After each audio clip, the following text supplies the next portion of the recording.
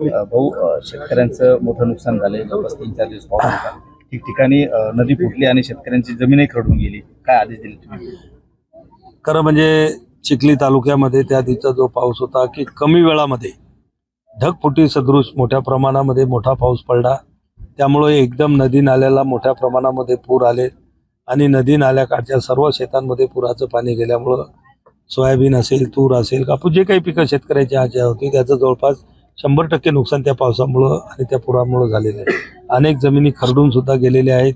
नाल्याकाठी असणारी जी काही गावं आहेत त्यांच्याही काही घरांमध्ये पाणी गेलं, त्याचे सुद्धा आम्ही पंचनामे करण्याचे आणि त्यांना सानुग्रह अनुदान देण्याचे त्या ठिकाणी शासनाला त्या कर्मचाऱ्याला आम्ही सांगितलेलं आहे, अधिकाऱ्यांना निर्देश दिलेले आहेत आणि शेतीचे सुद्धा पंचनामे करण्यासाठी सगळे कृषी सहाय्यक असतील, तलाठी, ग्रामसेवक हे सगळे मुख्यालयी जाऊन या सगळ्या गोष्टीची काळजीपूर्वक हे करतायत.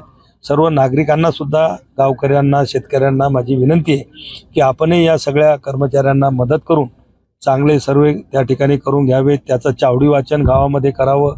कुठलाही पात्र लाभार्थी किंवा पात्र शेतकरी, नुकसानग्रस्त शेतकरी मदतीपासून वंचित राहणार नाही याची काळजी गावकऱ्यांनी किंवा गावातले जी कार्यकर्ते असतात, ग्रामपंचायतचे पदाधिकारी असतात यांना घेणं त्या ठिकाणी आवश्यक आहे. काही ठिकाणी गुरा जनावरांचं सुद्धा या पुरामध्ये वाहून मृत्युमुखी पडलेले आहेत.